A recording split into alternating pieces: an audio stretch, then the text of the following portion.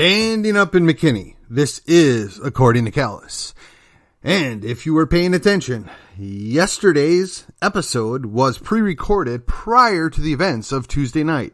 This is being recorded after Tuesday night. So let's get down to it. This is episode 272. Let's talk about Tuesday. And before we go any further, remember, subscribe, share, like, comment. Do what you can, get the word out. We are picking up steam, and we need to let the other people know that we care about what's going on in McKinney. Contrary to what some would have us believe, we are still the majority. We're just too silent, too peaceful to make any difference. While we're on it. All right, here we go. So, Tuesday night, the school board met in McKinney, Texas. And they now start the meeting at 6 o'clock. And the public comment is only until 6:30. So woe be you be late, because you won't be speaking. And conveniently enough, they set aside those first 30 minutes. And once upon a time, you used to have 3 minutes to speak. But because there was so much interaction and so much concern about what was going on in the school district, there was a plethora of speakers. So they complained we took up too much time. So they reduced the amount of time we could speak to 1 minute. Well, tonight we only had 23 speakers. So by just quick mental math, we should have had at least a minute and a half to speak. Just saying. Now, why we continue to tolerate that, why anybody continues to accept that is a mystery, but I'm not going to get arrested over 30 seconds extra to speak on. But we can address that, and it should be addressed.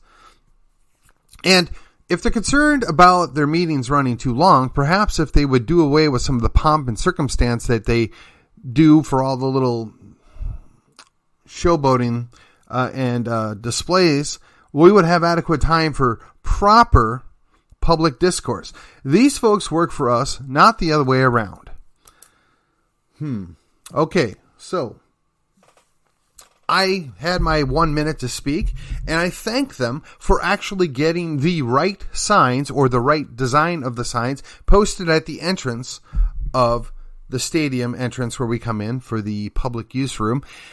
They are white background with, it looks like a dark blue lettering, but it's contrast.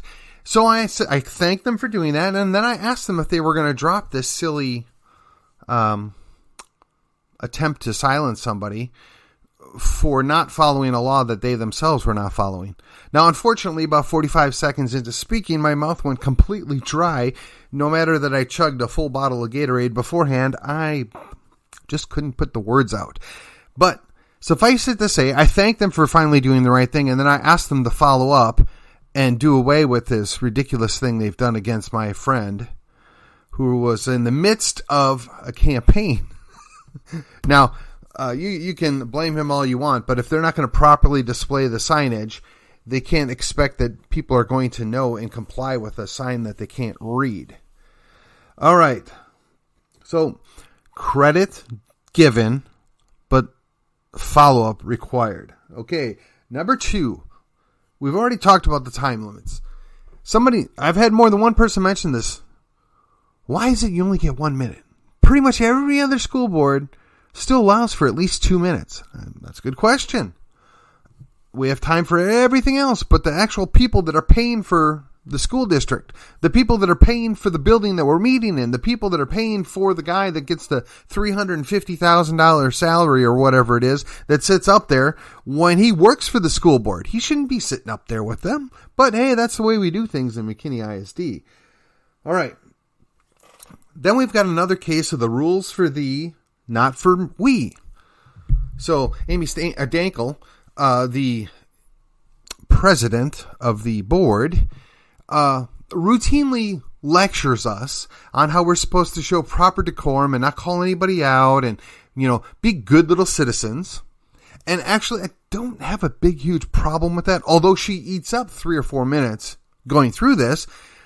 But she also has, half a dozen to a dozen police officers there, all kitted up, that's not fair. They're not kitted up. The kitted up, so you got the helmet, the goggles, and, you're you ready to break in with your M16s. They're not doing that, but they're with full uniform, body armor, the bulletproof vest and whatever else. And I got to say, every one of those officers that's there is always pleasant and always professional.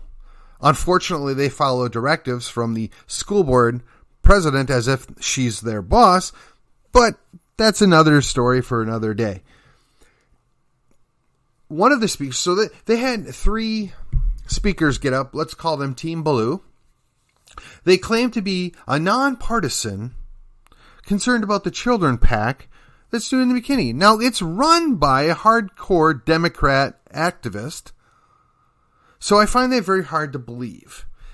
Not to mention there's a few other notable people on that same board who, to call them anywhere near moderate would be causing you to disassociate with reality. But be that as it may, they're putting on the good show. So one of their people got up and spoke and threw one of the board members under the bus by name multiple times and then tried to tar him by association with his attorney for something his attorney had said. Okay. So there was no reprimand, no interruption, no slap on the hand afterwards, nothing like that. No. That was perfectly acceptable for Team Blue. One of the things that was interesting, though, is brought up the idea that the board member's attorney called out Glenn Beck by saying that, hey, Glenn is going to go to hell if he doesn't repent and leave his cult. Okay, now maybe that's a little crass. Maybe that's not something you do on social media. But I will tell you that the vast majority of Christians don't believe that Mormonism or the Church of Latter-day Saints is congruent with Christianity as we understand it. So we have a lot of concern for our brothers and sisters that belong to the Church of the Latter-day Saints.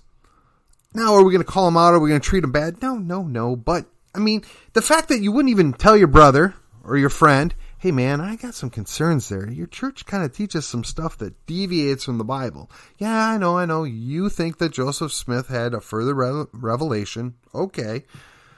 But some of the stuff he says directly conflicts with this. And, there's a lot of questions here. It just doesn't make any sense. That's a way you have a conversation, particularly with somebody that's your friend that subscribes to that belief. Probably don't call them out on social media, but it is an accurate statement from what appropriate Orthodox Christianity would teach. But no, none of us want to impose, and I'm going to switch back to the original, because he implied that we're going to start exercising people that don't line up with our faith. That we're looking for a theocracy within the school district. Now, I don't know what this guy consumed before he was in there, but he really didn't seem to be flowing well with a logic or reasonable thing, only massive accusation built upon other massive accusation, throw in a few straw men to go along for the travels. It was just sad. Now, I understand there is probably a concern that if we get a few more school board members that actually take their Christianity seriously, they might want to institute some, Christian morals in the school district. Yeah, maybe. But is that so bad? Is that so terrible? Was America so horrible before we rejected Christianity that it was worse than it is now? I don't know. I doubt it. So we got the first speaker that proceeded to tell us how they have a nonpartisan political action committee that's there for the children, followed up by the guy that basically blows up one of the school board members and then throws his attorney under the bus, and quite frankly, was kind of nonsensical. Then he was followed by a lady that talked out of both sides of her mouth, saying that she belongs to a church, I won't say which one, and that their church was very interested in what was going on. And they had a diversity and social group that started up, and they were going to get involved, and they're very, very concerned about equity. Now, she didn't mention that it was a Presbyterian church, so my mind immediately assumes it must be a PCUSA church, that would be embracing this kind of lunacy. But, hey, if equity sells and it fills the coffers, so be it. But nobody thinks that's an appropriate solution that's, attached to reality. If we're going to go down that road, then I would suggest we show up at her house, take 35% of everything that's hers and go give it to somebody else, because that would be equity. But she's not going to do that. Her church isn't going to do that. In fact, nobody's going to do that. Nobody's going to willingly give up their stuff because of something their forefathers may or may not have done. But it gets better. And I don't know if it was the same lady or one of the ladies that was on Team Blue was wearing a shirt, and on the back it had a Bible verse that talked about how God shows no partiality. You know what? You're absolutely right. God does not show partiality. And he wouldn't be good with equity either, because that would mean you're showing partiality to somebody else, because you're detrimenting somebody else. Furthermore, the Bible is pretty explicit that we don't punish fathers for the sins of their children. Likewise, we don't punish the children for the sins of their fathers and their mothers. Yet, this is the very thing they're putting forth when they're talking about equity, when they're talking about reparations, when they're talking about all this other social justice mumbo-jumbo that they're not, of course, selling to our children and programming them with, because that doesn't happen. And, oh yes, not to be passed up, the only elected official that bothered to show up to the school board tonight was none other than my favorite elected official. And I will say, if you were to take and listen to what he said and know nothing about the person delivering it, know nothing about the backdrop of what's been going on, everything he said sounded great. Everything he said was accurate back in 1983. And I will give him credit. That is a great stump speech. Yes, we put aside our personal feelings. We put aside politics because we're caring about the children. That we want to put them first. We want to do what's best for them. And we want to respect our teachers and respect our school district and the board and whatever else. You're absolutely right. Until. Now let's go back to the first Democrat activist that spoke first, pretending to be a nonpartisan political action committee. She basically said the only reason these parents are there is because they're emotionally worked up about things that aren't happening, about false claims. So the false claims were that they're teaching CRT. The false claims are there's pornography in schools. The false claim is they're, grooming children. Okay, well, let's pick those apart for just a minute. CRT is a praxis. What a praxis is something that you teach by example and application rather than actual textbook. There is no lesson plan labeled CRT. No, it's the way things are done. It's imbued into the doctrine of what's being taught, into the textbooks, into everything that they're doing. It's also called social emotional learning. Yes, we're going to just keep changing the name to confuse those general public that has no idea what goes on in the education establishment. Okay, so we know that she was lying there. Now let's talk about the pornography. All right, so I'll be frank in the sense that I think everybody has a different opinion of what makes porn. Everybody generally has a line somewhere that's pornographic, and that's just kind of titillating, or that's maybe dancing on the line, but not full-on porn. Okay, well, some of these books that are being made available to young children go way beyond the line for the vast majority of the people. Now, the people that believe there's nothing there, or there's nothing problematic, or no issue at all, I'm going to just guess that they haven't read it, or they're not interested in reading it, or they're actually very permissive and are quite glad to have that perverted stuff given to young children. Which would then lead to the next comment, there's no groomers or there's no grooming going on. Well, when you teach children that it's okay if you don't know if you're Johnny or Mary, or if you're a Mary, you might be a Johnny. And if you're confused or sad, don't tell your parents. Go find somebody special that can help you within the school district. Or go find that coach that'll love you like your parent ought to. Yeah, that kind of stuff goes on. Now, we can pretend that it's not common. We can sugarcoat it and say that it's maybe the exception to the rule rather than the rule. And I don't know. I'm not there. I don't deal with this stuff on a day-by-day basis. But let's be honest.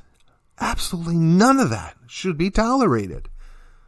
We wouldn't approve of, older man abusing a child, no matter their sex, under what age? Is it 12? Is it 5? Is it 16? I think we all agree that if some middle-aged man touches a young lady, he probably ought to have a consequence, short of death, but more than a slap on the hand. There are some of us that would probably be okay with death, but let's not go there.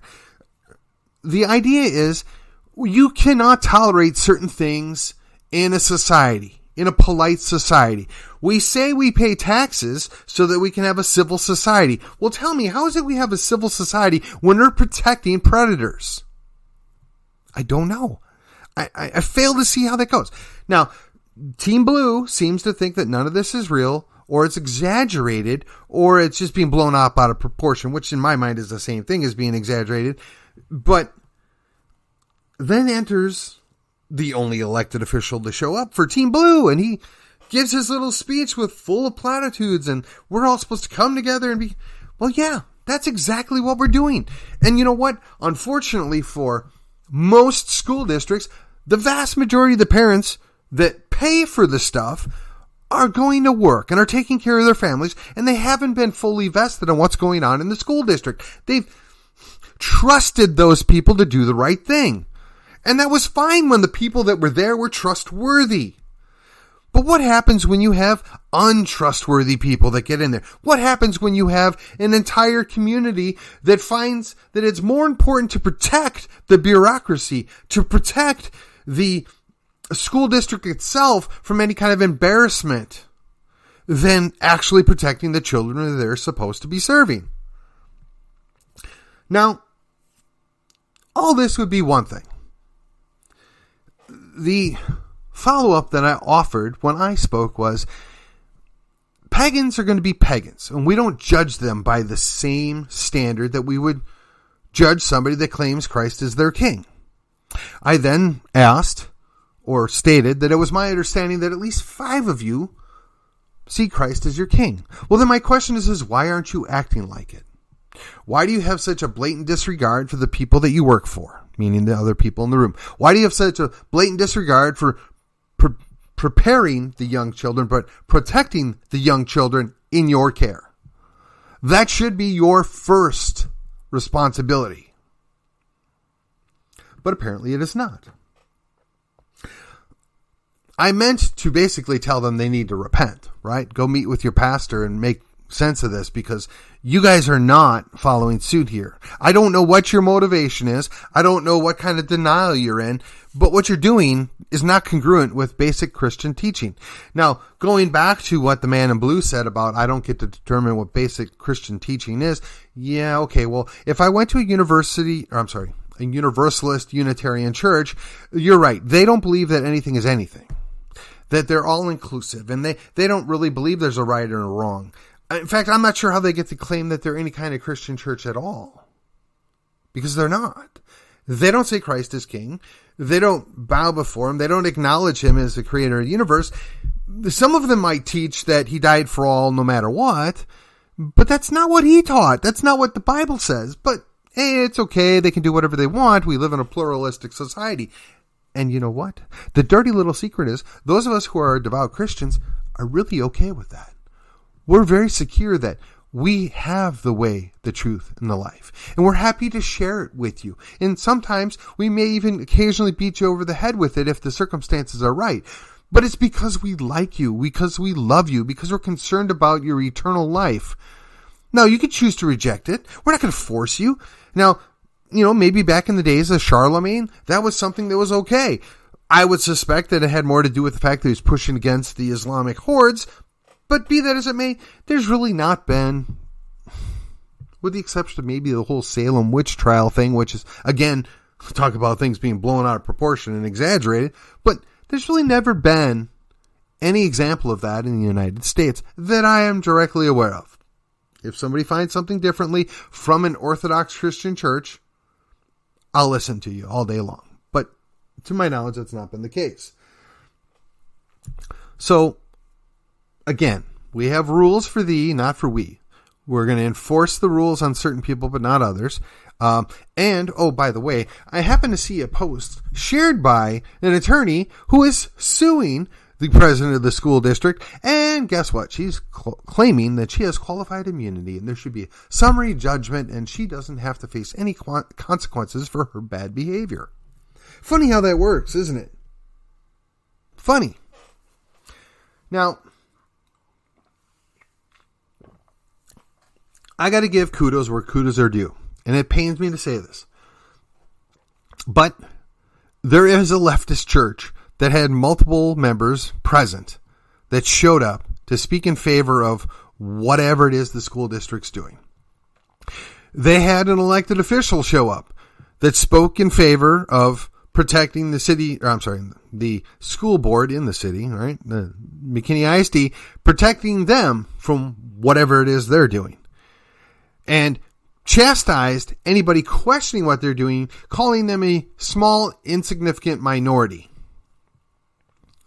So, all this to be said, they had their ducks in a row. Unfortunately for them, they were vastly outnumbered. Unfortunately for them, our people were heard. Now, I've taken the last 5 or 6 months off. I've had other things going on in life, and quite frankly, I can't be there all the time. I have other responsibilities and duties too, just like you do. However, my buddy Kyle was there, and he generally records everything, and I think he's probably put out a little video tonight talking about his vast disappointment at what's been going on at our school board. In fact, he might use some words that I happen to agree with. Tyrannical, abuse of power, right? And this is all well and good. And I look at it this way. I'm trying to be gracious. I'm trying to be working to the middle. Those people that are generally sitting out. Those people that aren't really sure what side to take or who's telling the truth. And I'm trying to reach those people that haven't picked a side yet, that aren't really sure. So I'm trying to be measured on what I have to say. I'm trying to be fair as possible and objective in my report of what happened tonight. My buddy Kyle doesn't have to do that. He doesn't suffer any fools, and he's happy to preach to the choir. So if you're more interested in what he has to say, you should go check him out on Kyle K.D. Sims for Texas. I, on the other hand, at According to Callus, I'm happy to tell you what I think and what I see and what I hear because it's my show and that's what I do. And I'm going to give you my opinion and my understanding, but I'm also going to try and play it down the middle where it's justified. Sometimes there's things that are just not justifiable. Some of you may be aware of the shenanigans up in Prosper. Now, if something like that were to happen in McKinney ISD, and I don't know, that wasn't dealt with in a more appropriate fashion, kind of like they're not dealing with in Prosper, I suspect there might be just a few more people there, and they might be just a tad more aggressive. Just suggesting that might be the case. Not suggesting that it's a good thing. I mean, after all, they do have between 6 and 12 police officers present to protect from the mayhem that us terrible right-wing, antisocial, Christian nationalist haters might do, right? Or whatever terroristic nonsense they can dream up to call us. The vast majority of the people that spoke on both sides were direct, were concise, and were passionate. And with the exception of one person, nobody really attacked anybody. Nobody called anybody any names. Nobody made it about an individual or a group, but they made it about, this is the policy, this is something you're doing, this is something we need you to fix. Nobody called anybody out by name, except for one individual. And even the elected official, who dismissed most of us as a small, insignificant minority of people, was fairly well said. And my understanding is he was supposed to be recovering for some kind of surgery. And again, I wouldn't wish that on anybody. I've had several friends and family members that have gone down by a variation of what he's dealing with. And man,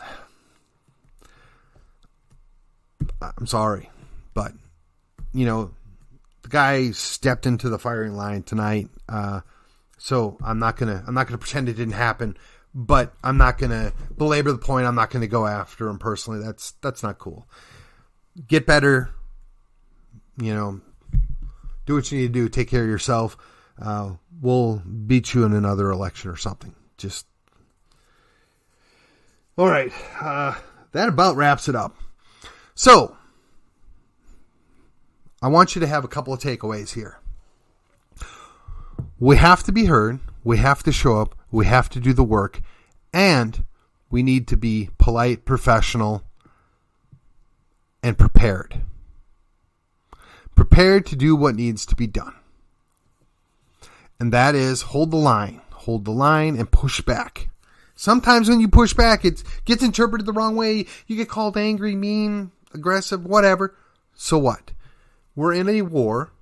It's a Cold War, a peaceful war as of yet. In other words, people aren't actually shooting at each other, but it is a war, and it's a war for the soul. It's a war for the culture. And I've talked about in the past how we have to have a culture worth fighting for. We have to have a culture that we're pushing forward.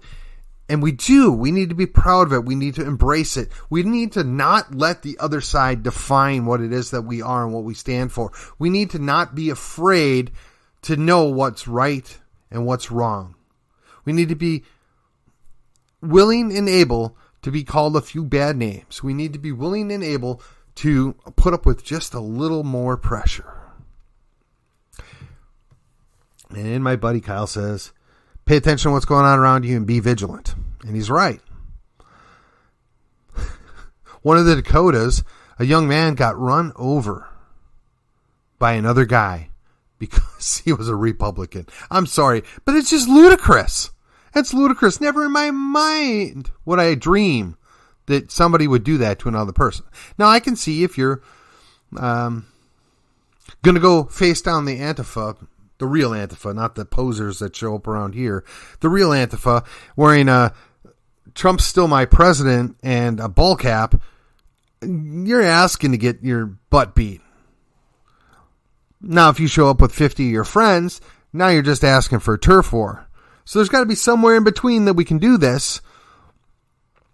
But we should never be the first to strike. That just doesn't set a good example. It's not a good way to do things. But you also have to be willing to defend yourself, defend your family, your friends, and your property.